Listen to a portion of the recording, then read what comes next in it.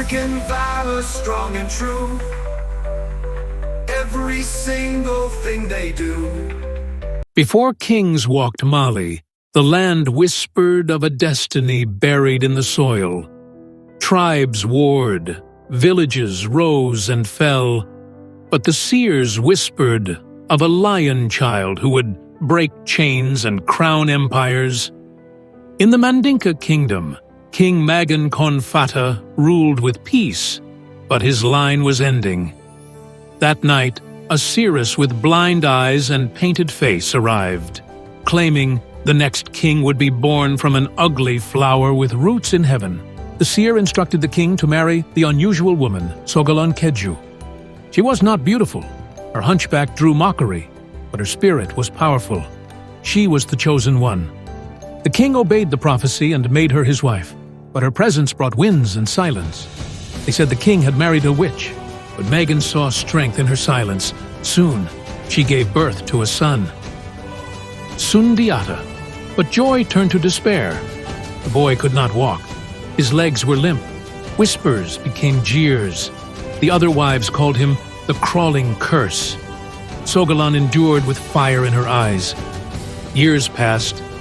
He never walked, but he listened, watched, understood. His mind ran where his feet could not. His father passed, not seeing his son rise.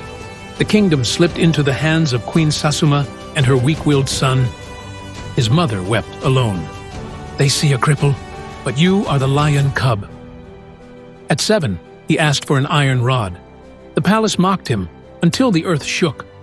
With trembling arms he rose, muscles tore, bones screamed, but he stood. Every dawn he trained, with hunters, with warriors, with wolves, it seemed. A prince no longer, he became legend in flesh. Sasuma, threatened, exiled them. Guards dragged Sogolon and her son into the wild. They wandered through kingdoms. He learned from blacksmiths, griots, desert. In exile, he grew not just in strength, but in wisdom, grace, and fury.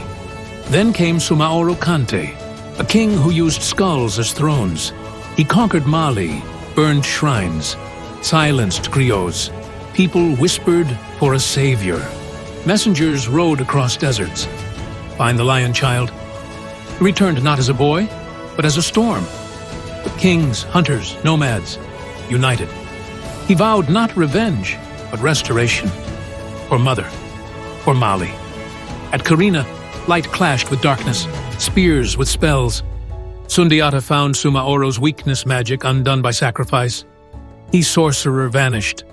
Mali was reborn. Drums echoed. The lion walks, sang the griots.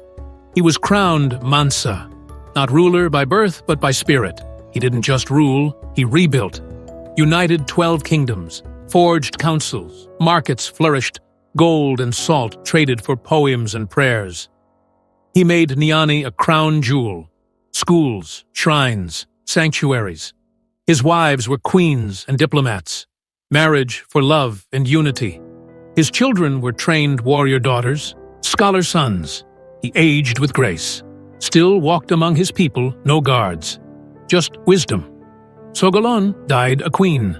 He built her golden shrine. His laws lived not in books, but in memory sung by griots.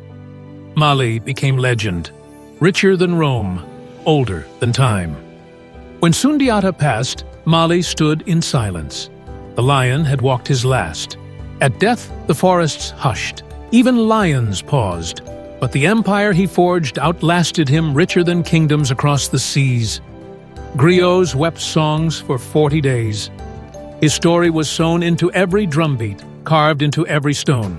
The drums of Mali quieted, but a whisper remained. Another would rise. Years passed, and a child was born into Sundiata's bloodline. His name was Musa. He grew with stories of the Lion King, of honor, of justice. One day, that boy became king. His name shook the world. Mansa Musa. Mali, where lions rose and legends were born, from the boy who couldn't walk to the man who bent nations with gold.